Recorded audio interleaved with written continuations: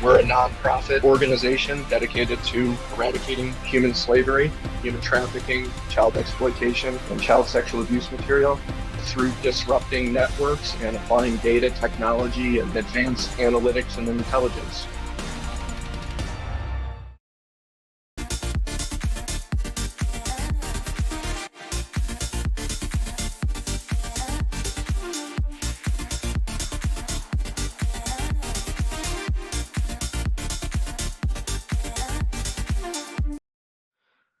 Thank you all for attending today's session on human trafficking typologies, data, technology, and investigations, and how to integrate them into sort of a cohesive strategy.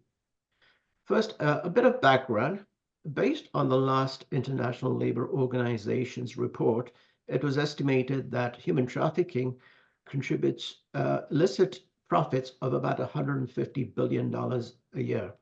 With the most recent report, it's in excess of $236 billion.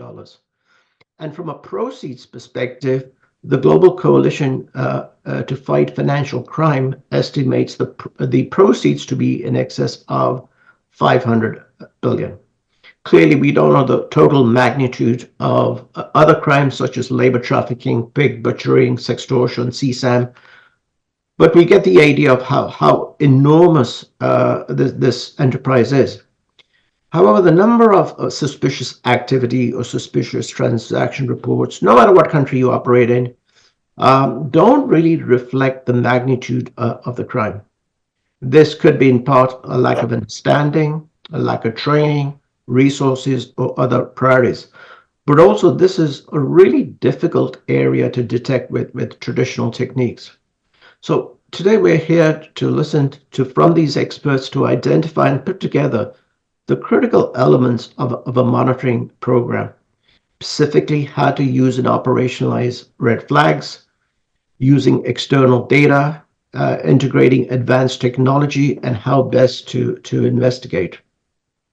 I'll read the bios based on the speaker order. First, Sylvia. Sylvia is a financial crimes expert at Red Compass Labs with 2 decades of international experience in the financial sector. She has a certified track record in payments, open banking, financial crime, and regulations.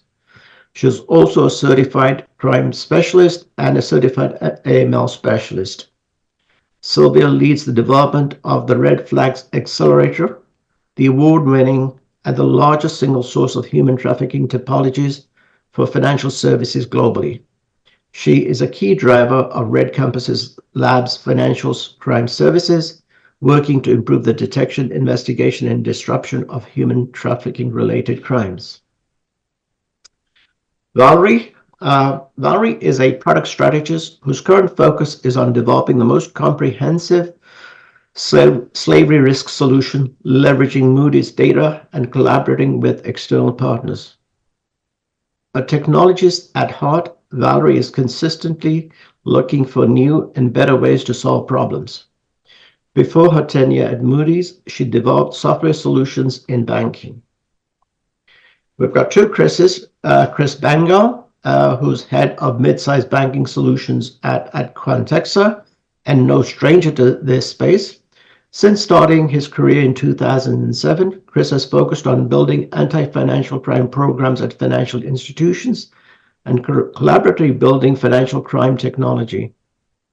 Anti-human trafficking has been a key focus area of work for Chris, done throughout his career. Most recently, he focused on working with organizations on a new approach around bringing data, typologies, technology to proactively detect, investigate, and report human trafficking. Welcome, Chris. Finally, Chris Kemp. Chris is a seasoned security professional with a background and experience in operating austere overseas and permissive environments. Chris brings with him a wealth of knowledge and experience employing intelligence to sharpen training and operational success, team building, leadership, and management skills. Chris has been working specifically on the human trafficking and exploitation problem for nearly 4 years with the anti-human trafficking intelligence initiatives within the operations and occasionally instructs in onset, dark web intelligence, blockchain forensics, and combating human trafficking. So with that, I will hand it over to Sylvia to kick us off.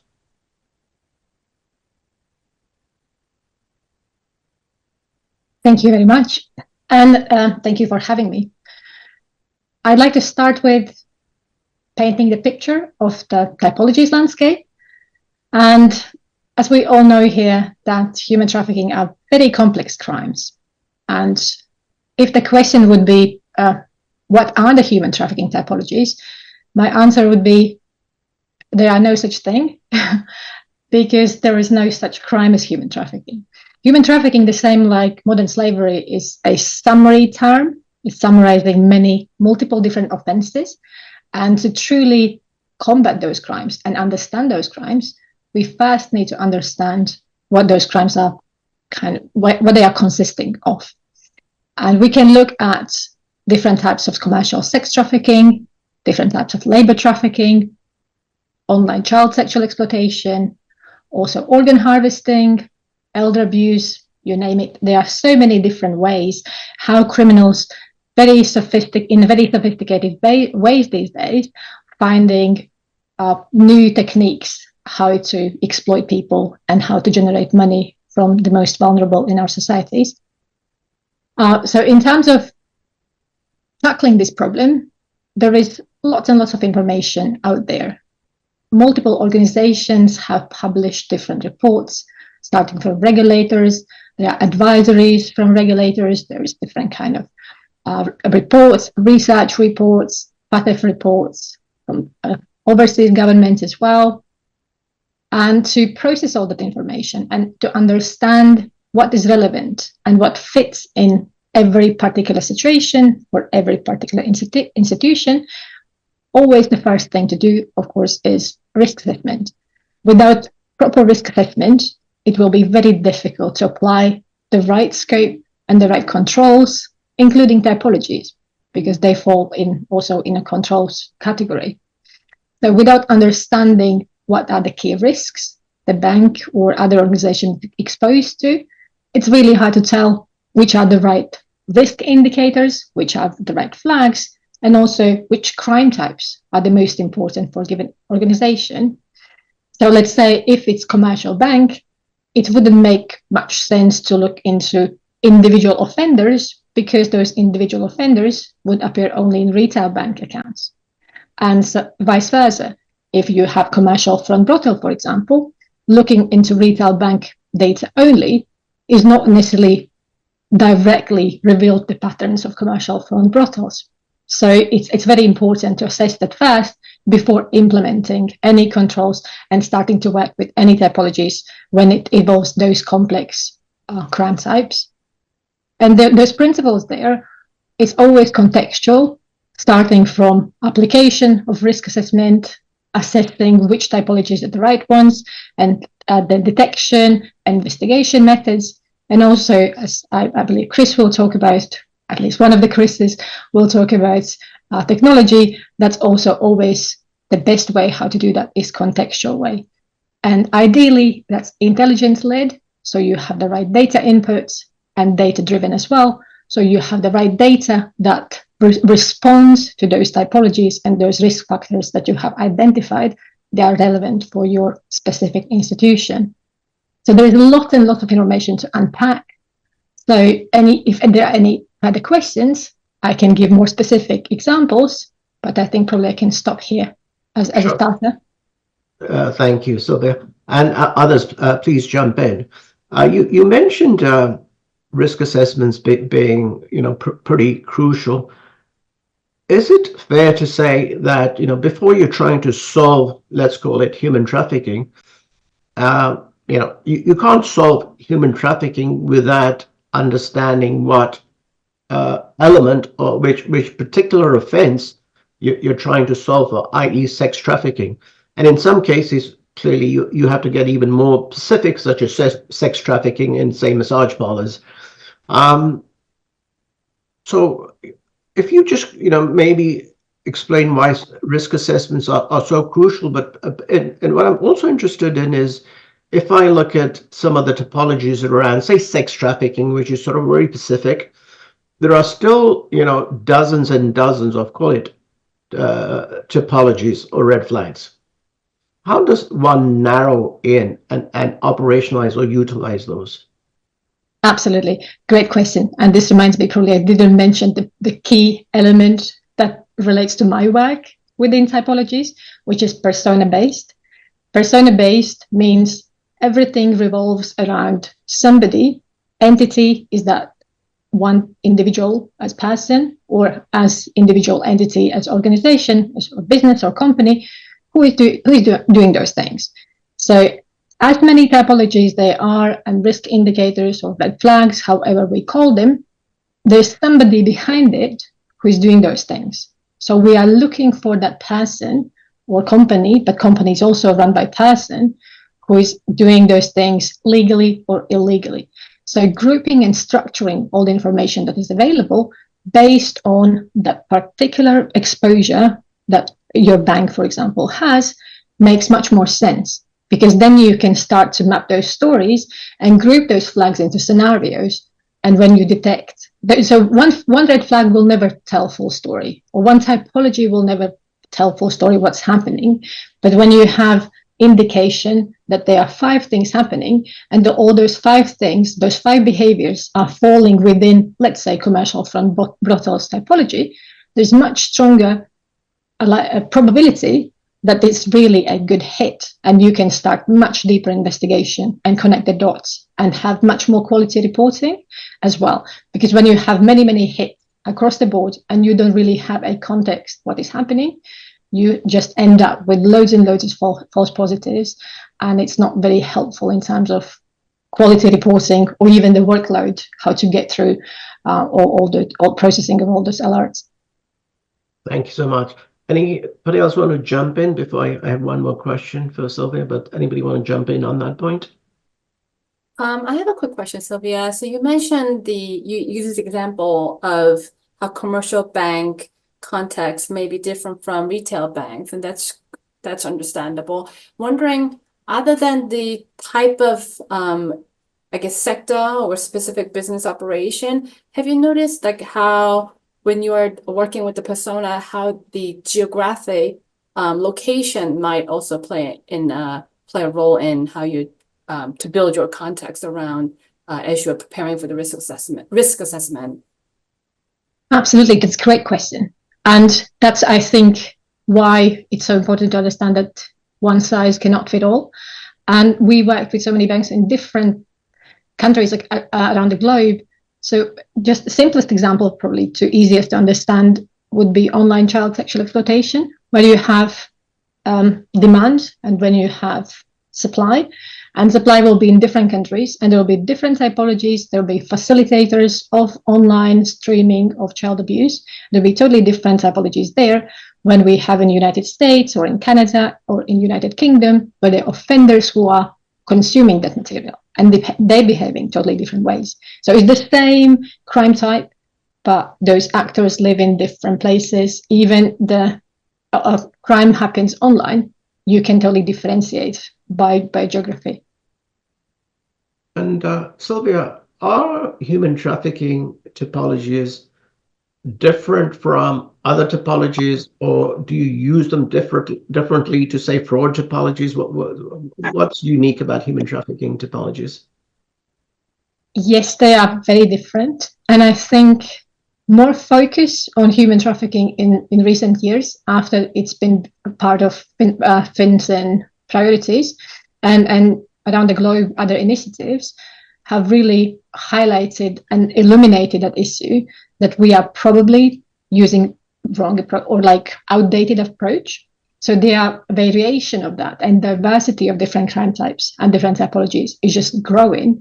So we cannot keep recycling the same good old money laundering typologies about thresholds and specific high-risk countries and hope that we are catching criminals really, really well.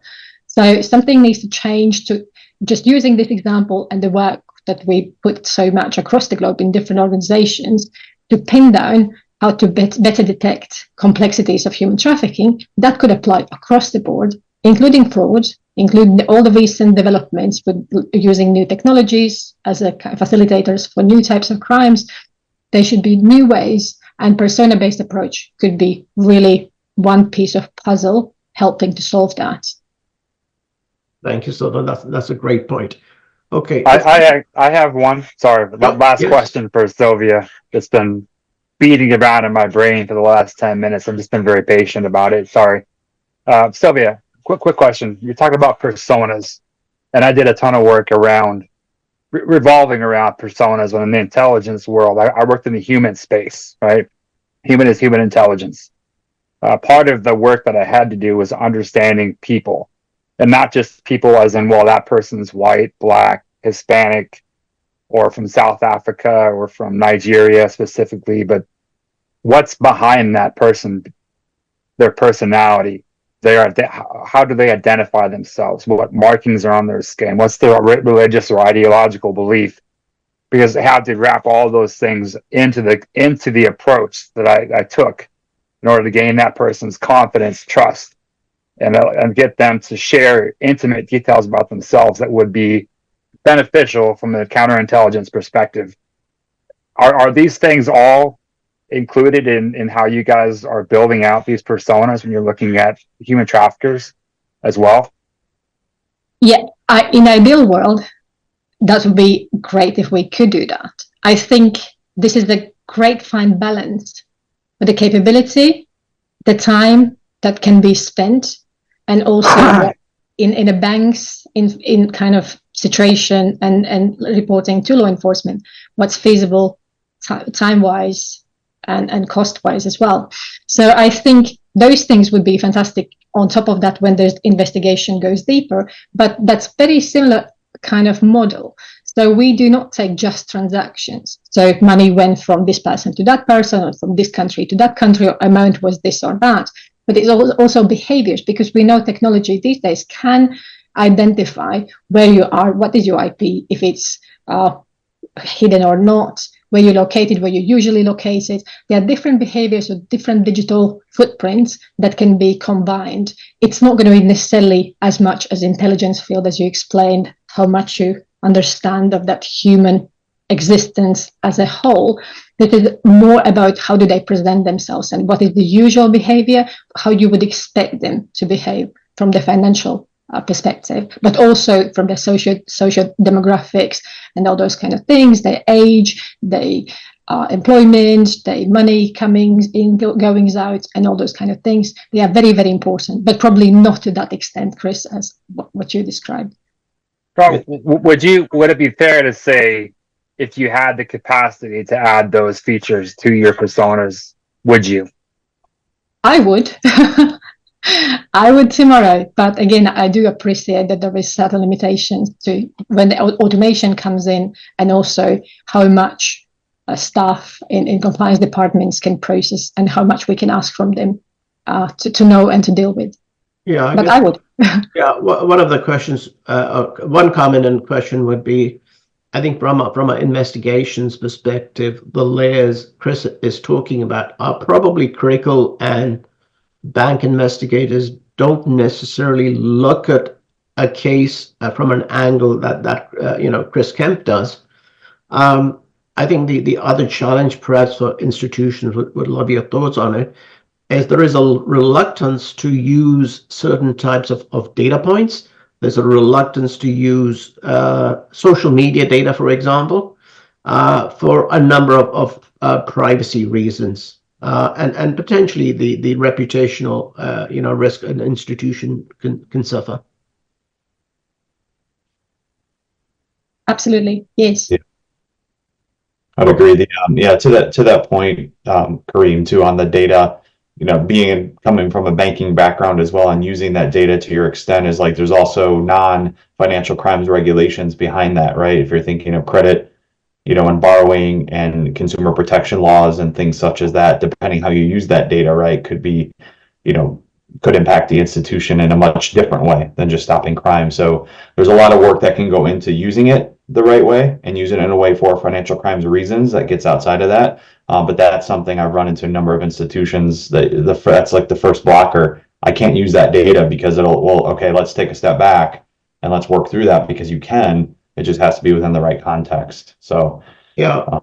And to the extent you're using, call it advanced models, and the term AI has been overused, but to the extent you're using these data points in sort of more the advanced techniques, obviously the risks and the controls required to prevent bias in a model would be critical.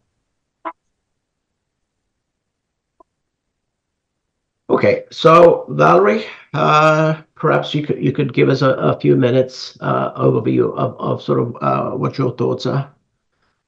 Okay, so we've been talking about maybe what kind of data can we use, and maybe if I could describe what kind of data we have at Moody's and how we can use it to combat modern slavery.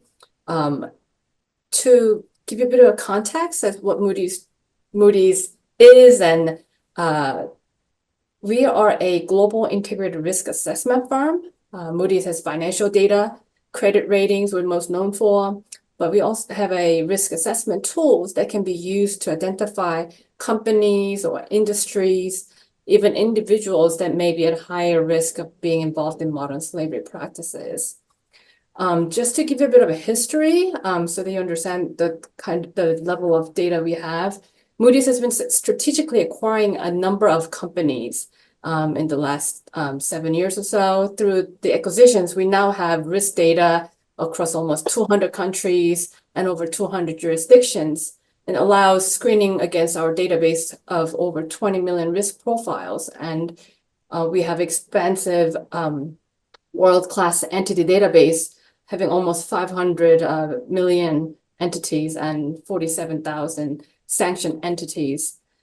Moody's data and the insights that we derive from these data sets can help customers identify and address potential instances of modern slavery within supply chains and business operations. There are 4 key due diligence capabilities that are available currently for modern slavery, and they are modern slavery risk screener, leveraging natural language processing for risk-relevant media capture, and you can get daily ingested adverse media content through it.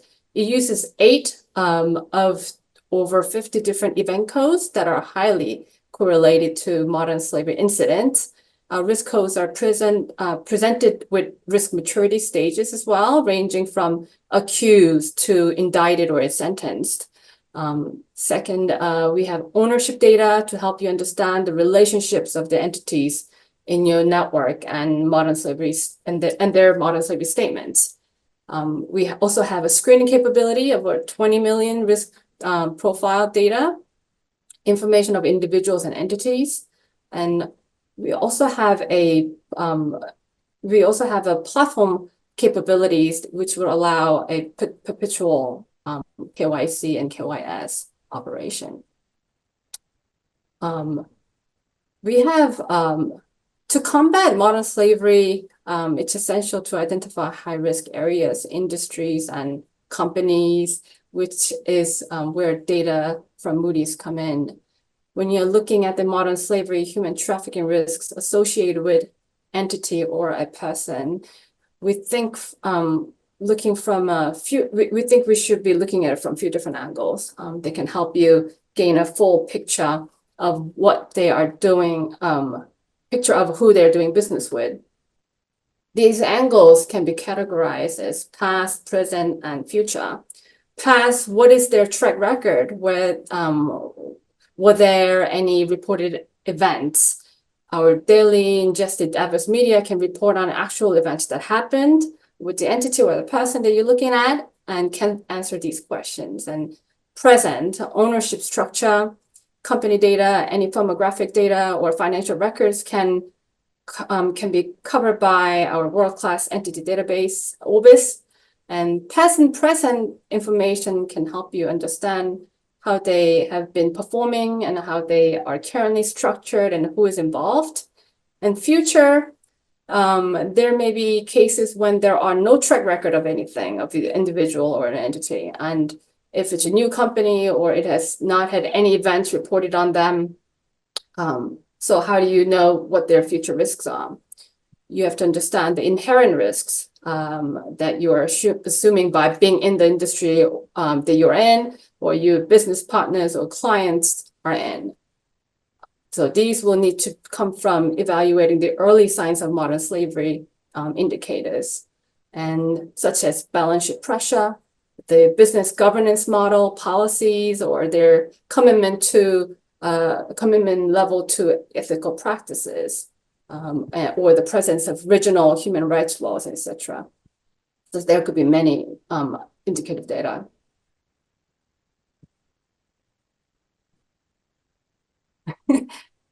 Did I overrun a bit? Karim, I think you're on mute.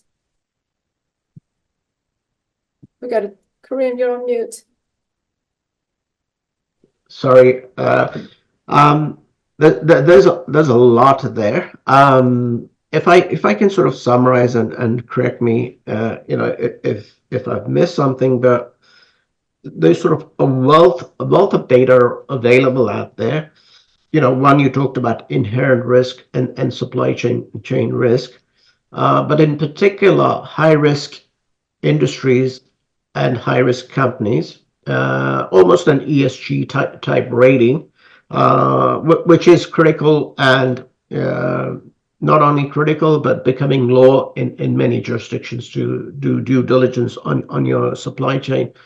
On top of which you've got ownership and corporate registry data, and then Adverse media data, and all of this can be put together from a KYC, perpetual KYC, ongoing screening perspective to monitor your clients. Does that sort of appropriately explain sort of some of the things? Absolutely. ESG definitely does cover a lot of the early indicator. So for example, carbon emissions or deforestation and climate change really puts people at risk of vulnerability in terms of because they're displaced, and those ESG related early indicators can be used as the data for modern slavery. But also in terms of operationalizing it, there is need for the perpetual KYC, KYS framework, because it's insufficient to just get a snapshot view of this data. You will also have to know who you are doing business with throughout the relationship grows. A couple of areas which I think the call it the high risk industries is very relevant, and Chris Kemp and I have done some work on this and written an article, is one, labor trafficking, high risk labor trafficking industries, but also entities. So there's a wealth of information. If you're focused on labor trafficking, there is a wealth of information around high risk industries, but also high risk entities, i.e. those that have had a history of allegations around labor trafficking. Chris, do you want to comment on that? No, absolutely. It's been on the top of my brain because I've been working on that project for the last 8 weeks, give or take. And there's a lot of things to consider when defining high risk. And I'll go a little bit more into that intelligence thought process so everyone can better understand what I'm talking about, so they're not lost. We consider geopolitical, we consider economic, we consider transnational crime, we consider terrorism involvement of funding, we consider the general living conditions of the people living within that particular area or region. And with these lenses in place, what I identified almost immediately off the bat when I look at the continent of Africa is the Democratic Republic of Congo.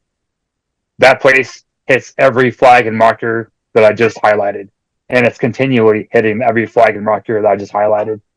Not only does it hit on all of those flags and markers, but it also hits an asymmetric marker that we use for identifying asymmetric warfare. economy as a weapon, as it were. You've got cobalt, copper, lithium, 3 or 4 of the major rare earth metals that are expansively used across the globe in thousands, if not millions, of different products. So if you're going to go somewhere and exploit people for labor, this is where you want to be, because you can do it and no one's going to stop you. The other thing I've also considered in that lens or approach is how that individual or entity has structured themselves.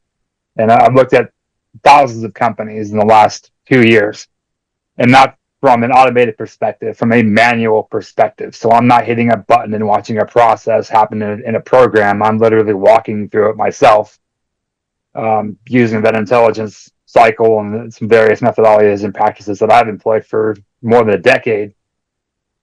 And what I've seen very, very, very commonly with companies that are higher risk for being involved or engaged in these illegal activities is that you have a hard time identifying or nailing down individuals or parties that have beneficial ownership.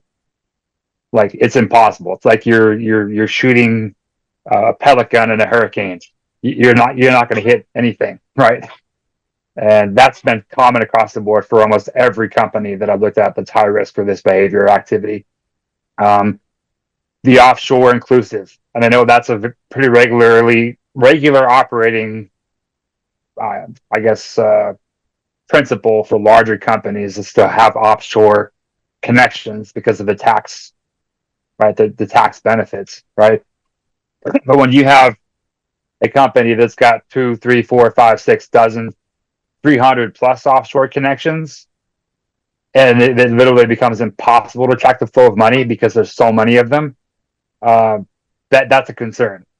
If you're a good company operating in good faith, and you have ethics and morals, and you have these things in foundation, things that would have to exist if you're not going to do this horrible evil, then you're not going to operate like that. Right? You're going to come right out on the surface. You're going to be transparent. You're going to tell everyone everything is going on, and you're going to make it. You're going to have your process in place so it's easy to follow and track. Right? Whereas if you're going to do bad stuff, you're going to have layers. You're going to have 300 different ways to move money, 20 different directions from one. And I mean, these are all things that I look at, because I'm not necessarily focused specifically on the financial problems. I look at it from a 360-degree view, at 10,000 feet, at 30,000 feet, 100,000 feet. And I bring those various layers in each corridor, each step of that process. Because it definitely in my mind, I have my bias set strictly at this company isn't doing this. So literally I'm looking the opposite direction I want to go, and it's still, the information I find is still lead me down that path. So I think that bias is definitely something that has to play a role in whatever you're going to use. Typologies, data, screening, risk screening, KYC monitoring, whatever financial process you're employing, you have to employ bias, because literally you want that process to point the opposite direction, still be going towards the bad guy. Because then, you pass that off to law enforcement and you give them that perspective view. Hey, we weren't looking for this, but our process is designed to find it.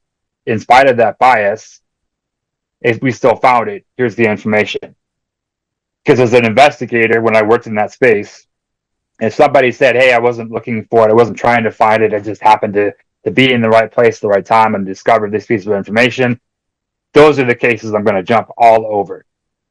Especially if you have a network built behind it, you have an understanding of the structure of the entire entity around it, you have an understanding of their persona, their typologies are in the background, they're whispering in the wind going, hey, yeah, this matches and mirrors what we're looking for, then that's my case, and I'm gonna hit that with a 50-ton hammer and get a prosecution, because I know it's going to have an impact. And I'll get off my soapbox. Thanks, Kareem. I do have a few more questions, but I'll come back to them. But in the interest of time, I'm going to give Chris Bangle an opportunity to speak. All right, thanks, Kareem. So definitely want to jump back to that because I could listen to Chris talk all day and Sylvia and Valerie, I mean, just the whole group. So, so really quick about Quantexa, who we are, what we do. So it's a contextual monitoring company, entity resolution. Context makes the backbone of our technology. Think of the idea of single view of data, right? We've talked about that, or single view of customers, probably the most common phrase we think about within, banking to law enforcement or whatever. How do we get that single view? We worked a lot on that in various avenues of technology. When Texa takes that, solves that problem in a really interesting and unique way that allows us to bring to what Kareem started the conversation and Sylvia speak to around context. So in terms of like what I want to talk about from my perspective today, putting on my banker hat and then moving into technology was really where we're at as an industry, and we're still kind of all over the place, really, in terms of how we leverage technology, right? And some of the most complex organizations down to smaller are using AI. They're kind of following this next wave process, but the vast majority are still using legacy technologies to try to solve this problem we talk about today. Leveraging personas, leveraging data, doing it in a very siloed manner. And so if you view it as lucky, I've been lucky to use every path of technology along my career. I started off with rules engines approached through behavioral profiling. I've used machine learning and RPA, and now working with Quantexa, leveraging contextual monitoring and kind of that next wave approach. It's definitely opened my eyes the past 2.5, 3 years to what the future can hold.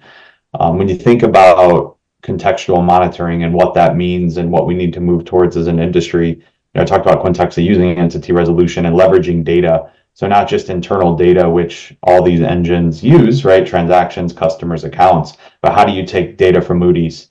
How do you take data from ATII? How do you leverage that as part of your monitoring process and detection investigation process? That's done very siloed, right? I think about the days I would get an alert in my engine and I would go out to a Moody's solution or another third-party data solution and I would search and research in that tool. I would then have to work through that myself and then bring that context back to my investigation to help me make an informed decision. Is what I'm looking at human trafficking? Is it drug trafficking? Is it some sort of crime? I don't have a lot of time. I've got to make that decision really, really quickly in a short window of time. And so I can look back in my career, I can't pinpoint anything, but I probably missed plenty of potential human trafficking activity that happened because of decisions I had to make with disparate, siloed intelligence around me.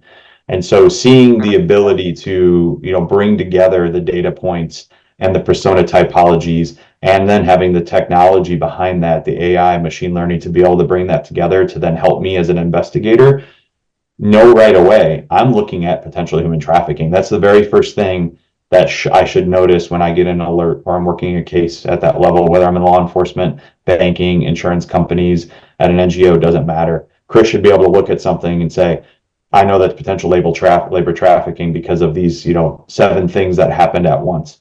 That's happening today. It's not happening in the way I think any of us want, but that's the way that the industry is going to, and there's organizations and agencies that are approaching it that way. So that to me was probably the biggest thing, I continue to share with Sylvia and Chris as we've talked a lot about this is, that's the path forward, right? That's where we need to get to.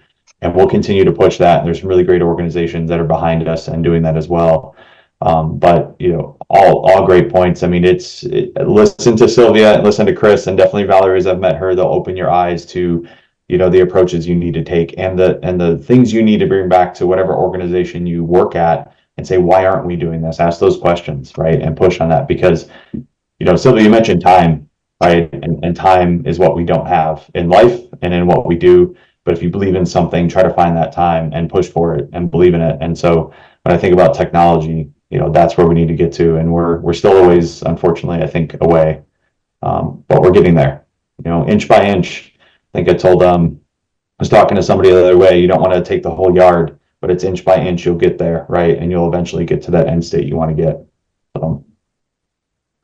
Chris, is it fair to say that traditional monitoring techniques, rule-based systems, have for the most part failed in this space? And the reasoning behind that being, you've got a handful of parameters to play with. You've got country, velocity or frequency, dollar amount, and count, let's say, maybe a few others. And this is, while the overall numbers are big, 236 billion, any sort of individual transaction is a low value transaction and a low frequency transaction. And by using contextual monitoring, you have the ability to model on not just 5 data points, but 25 data points. Would that be accurate? Yeah, it would be. That's I think about that question, that first part of that question a lot, Kareem, like has it failed? And when I talk about that, I say it did its job, right, at the time with what we had and where technology was. And you think about the days of 9/11 and the speed at which technology came out and grew, it did its job. But then the speed at which what we're dealing with today in technology, contextual monitoring, AI, machine learning is just so fast that isn't keeping up, right? So the rules-based engines now are failing. Now that we know a lot more, to your point, those low value thresholds, you're maybe only looking at a dollar amount, a product, a value, a volume, right? A high risk jurisdiction, and then maybe that's it in a lot of these engines, right? And it's very simple. And when you get that alert, I mean, you, like I said earlier, you don't know what it is. You don't know what you're looking at. Yes, you may be looking at a high risk jurisdiction alert, but it could be a whole gamut of typologies that could be happening within that. And without those 25 data points pulled in for you automatically, you don't know. So, and now that we do know that, and we're seeing that actually in real time, like being able to find online, child exploitation and transaction monitoring with the institution, which is happening through those 25 data points, then yeah, now we're failing, right, with rules-based engines. And if you're using that, because we are finding that in live data and in live environments. And so whereas the old traditional ones aren't finding that anymore, they just don't. Yeah, because if you look at, say, sex trafficking through massage parlors, you're talking $60 to $80, potentially less than that, but let's say $60 to $80. Sextortion can be as little as $10. And CSAM, again, from a few dollars to a few $100s. So, pretty low dollar values. And in terms of frequency, it's hundreds, it's not thousands. So I think that the key statement or key point here is, both Sylvia and Jennifer talked about sort of the external data points, enriching your monitoring with these external data points, but not just enriching them, but enriching them at the detection stage as opposed to the investigation stage. Oh, it's huge. Think about, low dollars, you're right. I used to have one of my most interesting experiences around prepaid payroll cards, and it was all very low dollars, 10, 5, 15, $25. And we couldn't use our transaction monitoring system. We had to do everything in Excel. We had to produce all that data out and build our own typologies within an Excel spreadsheet in order to find those things, because our false positives would have just went through the roof. So yeah, no, you're spot on. But I think about one of the most interesting things I've seen, plenty of interesting things with contextual monitoring and investigations, is when think about an alert today in most rules-based, right? It might just be you went over $5,000 and you alert.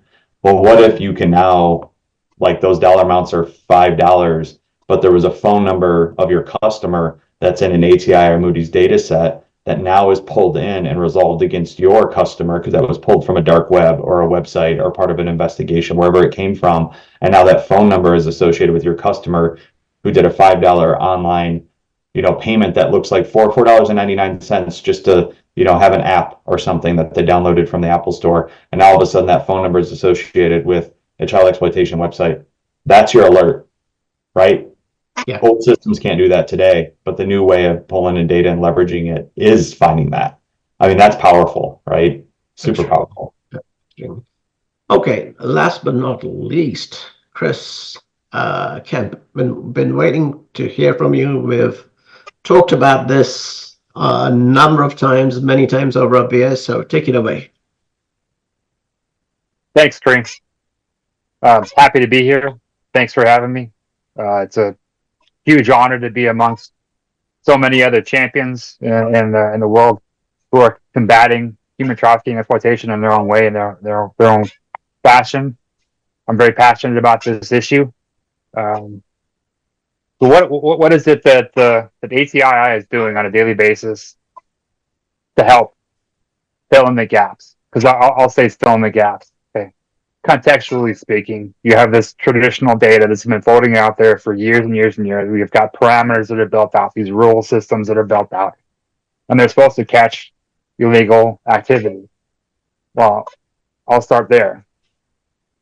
They're supposed to catch illegal activity, and the parameters are out there. If I'm a criminal, I'm going to memorize those parameters, those rules, however which way I can, and I'm going to skirt the system every single time. And I've seen it happen dozens of times in real time. As a member of the U.S. military operating abroad, I've interacted and dealt with terrorist financing, piracy, nation-state threat actors. I mean, these people that I bumped into have spent their entire lives avoiding people like you all. They're experts at it. And those are the prolific actors that need to be taken out, because really honestly, the big fish, once they leave the pond, the little gutlings that are out there that are the one-off operations will start thinking twice, because Joe Blow over here that has billions of dollars in his back pocket just got taken down. I have $10 to my name and I'm victimizing one person. I'm going to leave while the leaving's good. So how do we connect the dots with non-traditional data? There are roughly 12 to 16 data points that we're collecting from escort sites. Escort sites being any one of 159 that we're currently collecting from. And those data points are the escort's name, their age, their address, state, country, phone number, email, the escort site itself, and then a link to their profile. And you can glean so much more information from just those data points than just those data points if you have the right tools and technology know-how. From an escort site, you can pull a DNS, an IP address, MAC addresses, history and length of the site's been up, who's hosting the site. Those are data points that are far more impactful or powerful from a network perspective than just a phone number, email address, right? Because you might get one person with a phone number, email address. But if you can understand the back end of a website and all the information floating around there and say the source code of the site, then you're going to discover a network. And those are the things that are happening at the task force level within ATII. When we get a data point like a website, we are tearing that thing apart limb from limb, looking for every little data point we can possibly find. From the business side, it's very similar. We have a business name, an address, a city, a state, a county, a phone number, a website, email, a category for high-risk sex industry businesses. And how have we identified those things? Well, if you're offering sexually related services and what have you, we have a list of keywords that is included in our scraping process.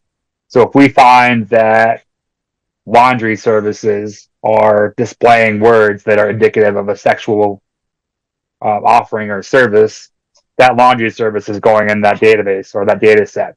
Why? Because these are bad guys. Are they going to come out and say, hey, I'm running a brothel or I'm running a massage parlor that's offering illicit sexual services all the time? No, they're not. They're going to hide. They're going to hide in the most feasible, fastable way possible that doesn't rely on a huge amount of effort or energy on their part. They're not very creative, as it were.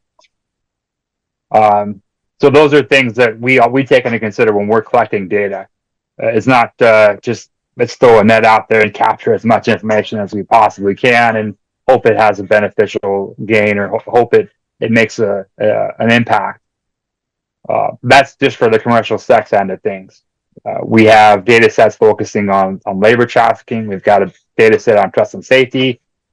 Again, it's always a domino effect, a waterfall, as it were. We have a starting point, a whole slew of keywords that are associated with that particular behavior that go into the scraping process. So we're not just pulling a dark web site because, well, it's bad, it's on the dark web, it's on Tor, it's on ITP. No, we're pulling that site because keywords hit in the body of that site, in the descriptor of that site that said, hey, this is where CSAM is being sold or distributed or produced, or this is where sextortion is occurring. These are bad people that are targeting kids or exploiting kids for labor, right? So that's for the trust and safety piece around kids and what's going on as far as that goes. And then of course we have the all too elusive cryptocurrency work that we're also engaged in, because cryptocurrency, specifically Bitcoin, has been the most utilized cryptocurrency for the sale, distribution, and production of CSAM, and it's been that way for years and years and years and years. And I'm not saying all Bitcoin is bad or the blockchains are bad. It's just a readily accessible method or means of paying for services that is easily obfuscated. There's 1,000 techniques out there to hide the trail of cryptocurrency.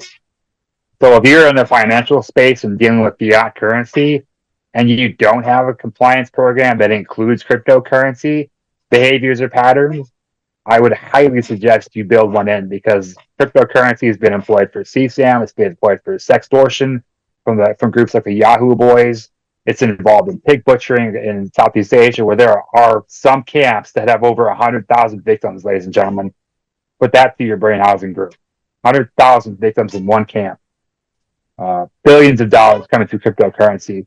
And it doesn't end in crypto, it goes to fiat. But guess what, banks? You're in line to get that money deposited somewhere. So if you don't understand cryptocurrency, I would highly, highly recommend you do that if you're talking about having an effective program for identifying human trafficking and exploitation.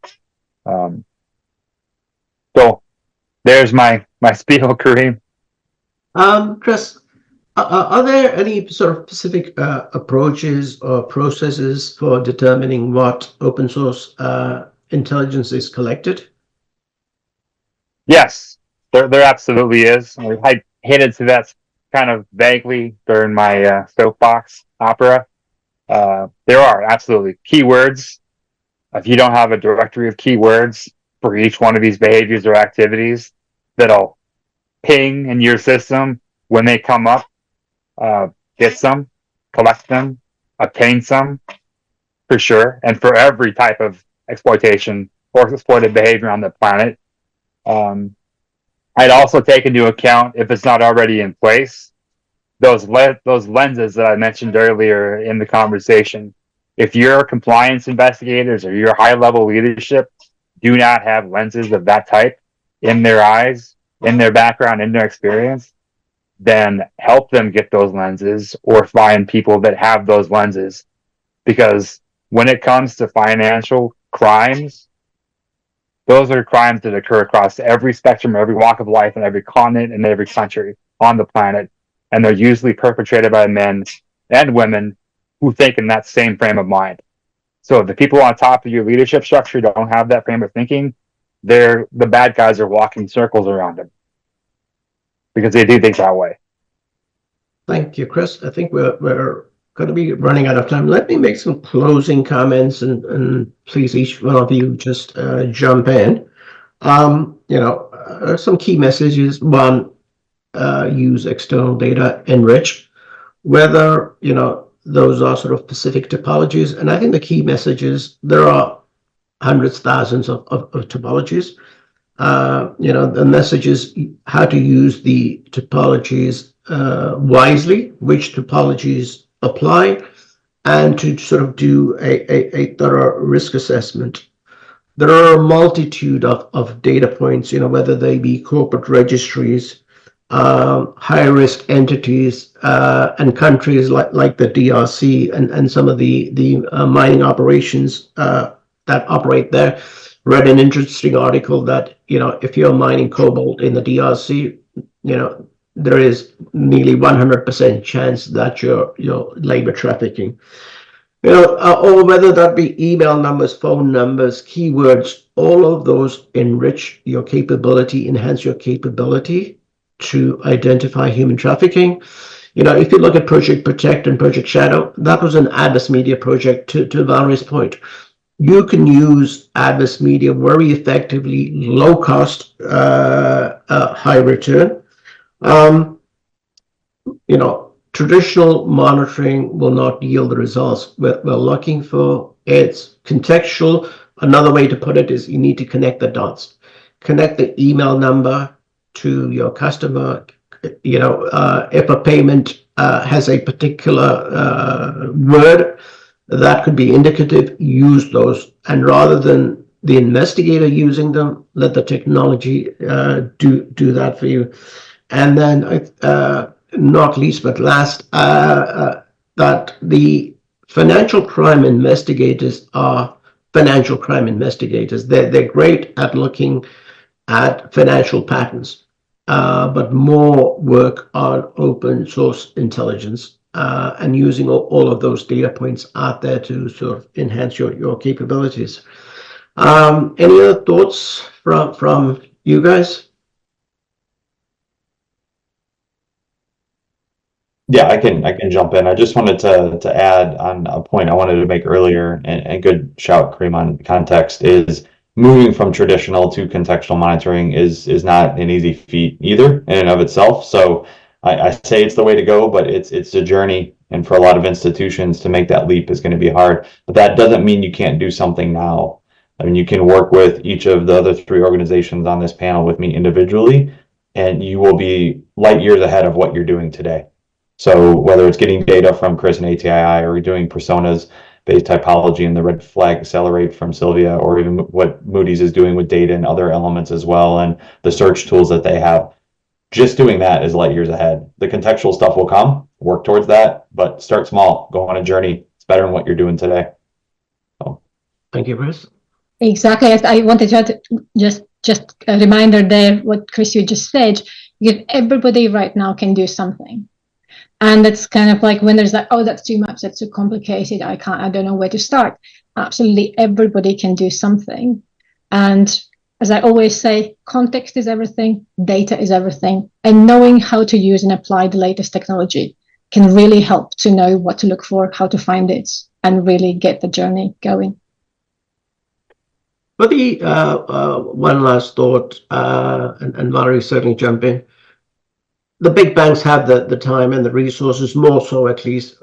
What about the small, medium-sized banks?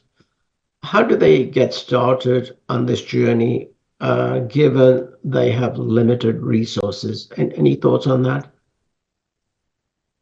I think I really appreciated Chris Bagnall's mention of not doing things siloed. I think that resonated quite strongly with me. You could be a small, medium-sized enterprise, but I think being able to have a collaborative efforts between your organization and other peer organizations or who you're doing business with, learning about your vendors and suppliers, collecting data and sharing risk information is the key to success, combating modern slavery.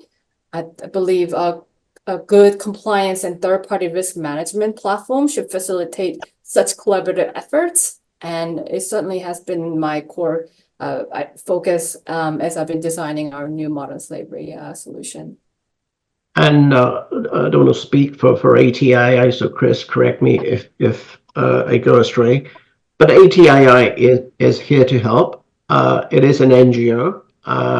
So, if you're struggling, reach out to myself, reach out to Chris Kemp, and we'll certainly work with this, esteemed panel to get you moving. Thank you, everybody. Jennifer?